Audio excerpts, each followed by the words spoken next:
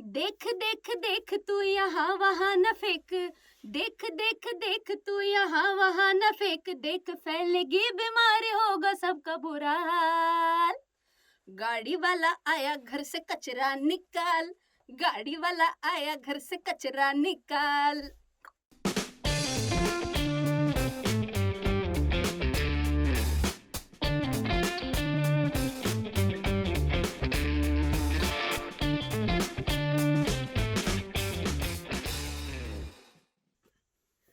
Hi guys, CA Rachana Ranade here and I welcome you all to another IPO video which is on Antony Waste Handling Cell Limited. My god, this is the third IPO if I'm not mistaken which I'm doing in the month of December itself. But I found this company pretty interesting. What all are the economic industry parameters, the company parameters, the financials, the IPO details, everything is what we are going to cover in today's video. So generally we start with the economy analysis and industry analysis wherein I talk about the GDP numbers, the corona impact, all that. Okay, but I feel that for this video, what is more important is how much is the population of our country? How much is the urban population of our country as such? Why? Because more and more population, more and more urban population, this will lead to more and more generation of waste. And more generation of waste, we will need a company or maybe a government organization who will be responsible for collection of waste and disposal of waste. And that's what exactly a major portion of revenue comes for Antony Waste Handling Management Company. So I can tell you at the beginning of the video itself that 90% of this company's revenue comes from collection of waste and disposing of the waste. Okay, but then how much is the population of our country? How much is the urban population for that? Quickly check out this graph. You can see here that from 2013 to 2020 right now, the population has grown from 1.28 billions to 38 billions, and it is expected to be 1.46 billion by 2025. So the Indian population is expected to grow at a CAGR of 1.07% and making it one of the most populous countries in the world. With this, the second data point is also very important. I was talking about the urban population. If you can see from 2015 to 2020, the urban population share percentage has gone up from 32.8% to 34.9%, and it is expected to be 35.4%. So I hope you're understanding the correlation now. More and more this urban population is increasing. It is going to be better for companies like Antony's. In India, waste management is still comparatively a less talked subject. But let's see at global level, what is the scenario? The very first point you can see that China has banned an import of 24 categories of recyclables and solid waste by the end of 2017 itself. If China can ban such things, we should at least try and take one step ahead and try to avoid use plastics. Second point, if you can check out, if I'm talking about USA, so first point was about China. Second point, let's see what has happened in USA. There's an amazing startup in USA which has created an interactive bin called as Evo Bin. Now, what does this Evo Bin do? It displays information on its screen and it tells that what kind of waste goes into which bin. So it's something like in India, I'm sure everyone knows that green dustbin is for what and white dustbin is for what. Green is for wet waste, white is for dry waste. Similarly, in US, they have developed an Evo bin which displays such information on the screen. What about France?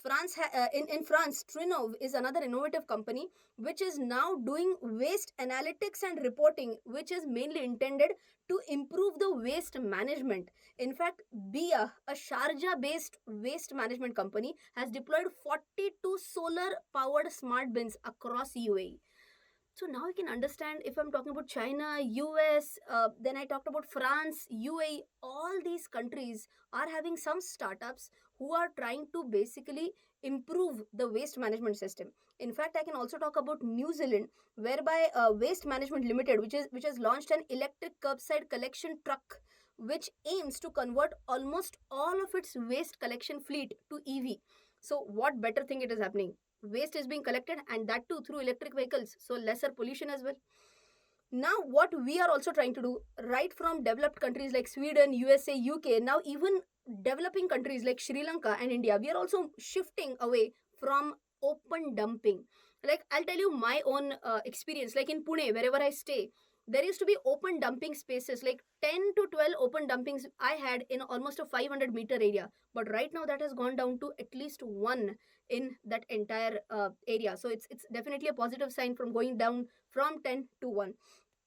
In India also, we are now getting more and more encouragement for startup funding. So according to Crunchbase data, venture investment into waste management companies in the US was flat from 2011 to 2014 at an average of 40 million per year.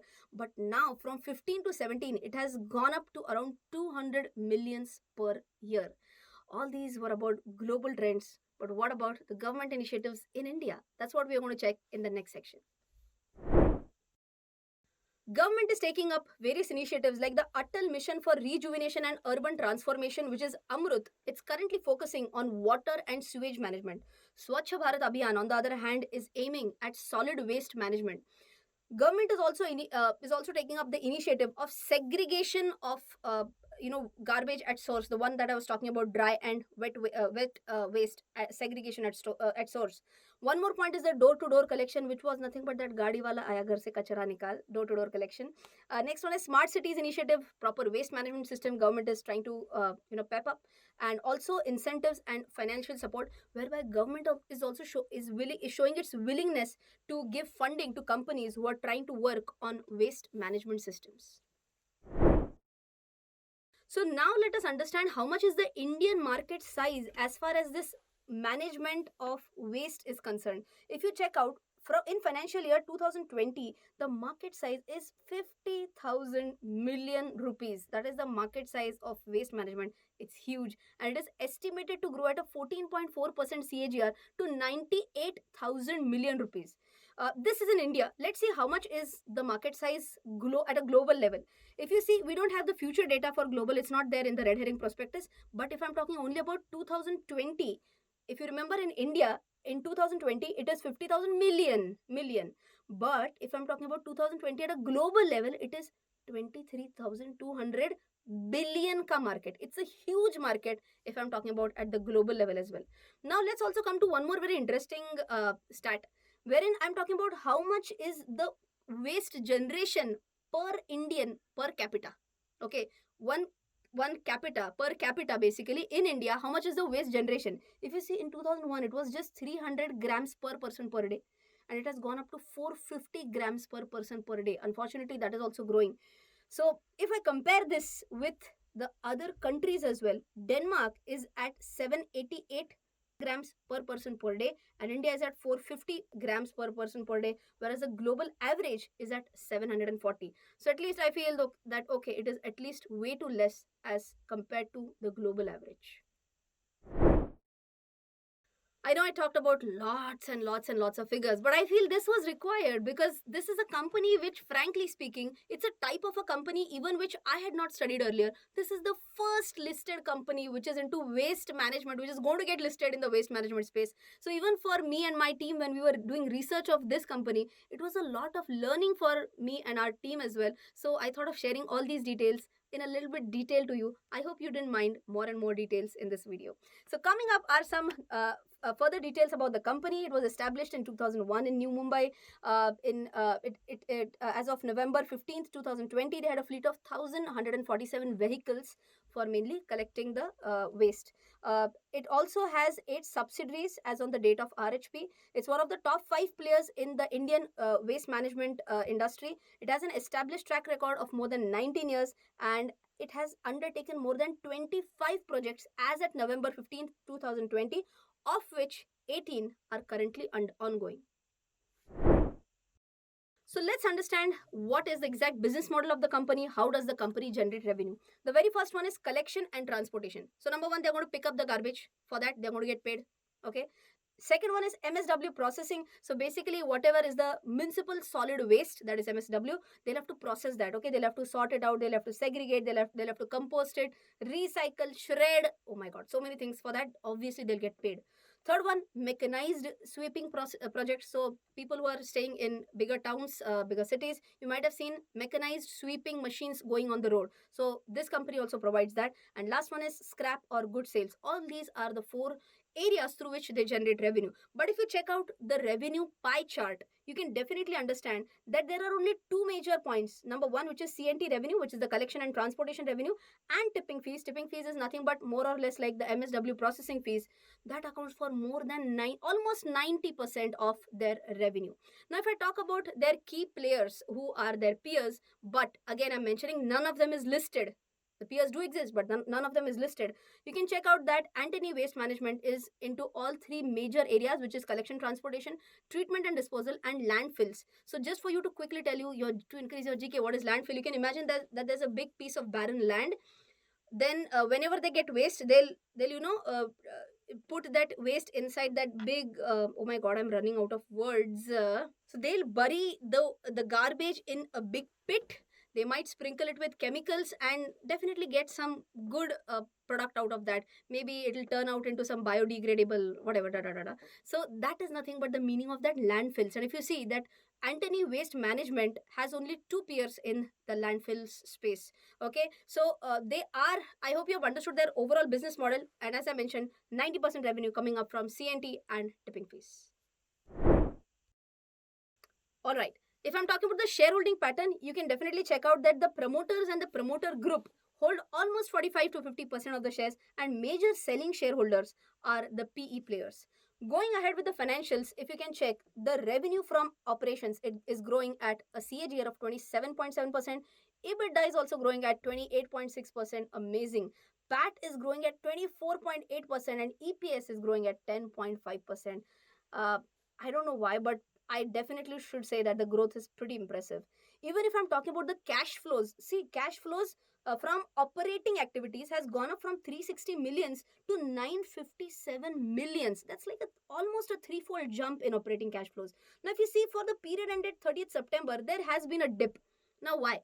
Because of lockdown. Because of lockdown, schools, colleges, everything were closed.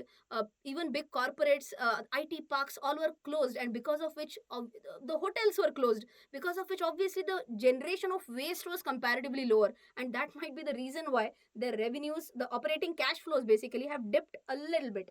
Even if you check out the cash flow from investing activities, it seems that they have pretty much invested in machineries in factories as well, which would be about disposal of waste or processing of waste, and because of which you can see that the cash flow from investing activities has gone up from 537 crores to 1037 crores. Up means the spending has gone up by almost a double. So they are investing heavily in machinery so that their revenue increases, and also their operating cash flows is also pretty big. In the next part, we are going to discuss some important ratios. So let's talk about some important ratios. If I'm talking about return ratios, their return ratios are also decent enough. The ROCE has definitely gone down from 27% to 25%, but still 25% is respectable. ROE is also at 20%, which is also good enough. The EBITDA and PAT margins are at 30% for FY20 and 13% for FY20 only. So which is also pretty much fair enough. If I'm talking about the FA turnover, fixed asset turnover, that is also at 1.7%, again a decent enough. And if I'm talking about the leverage ratios, which is net debt to equity and net debt to EBITDA, both these are also kind of going down, which is a good sign. Well, moving on with the IPO details.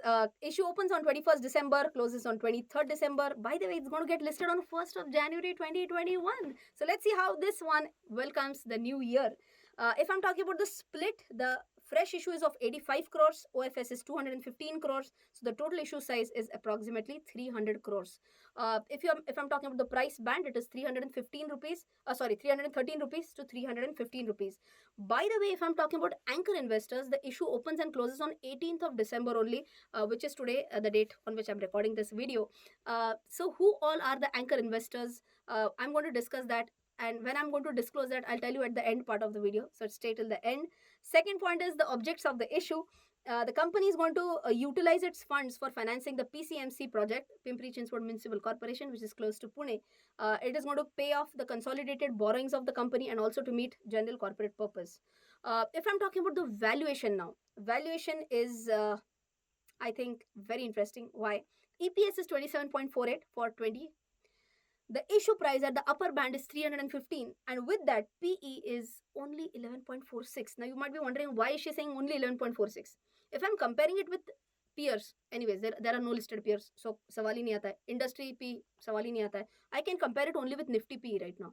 Nifty PE is way above 30 right now, and it's asking for a PE of 11.46. So the whole question is, should I apply or not? So all in all, am I happy with the financials? I should say yes. Am I happy with the valuation, with the PE? I should say yes. But the whole question is, am I going to apply or not? That I'm going to tell you on 23rd of December at 12 noon on YouTube Live. But wait, this time I'm going to give you a homework as well. In this company, there is one small risk that I've not discussed in this video. It is known as the concentration risk.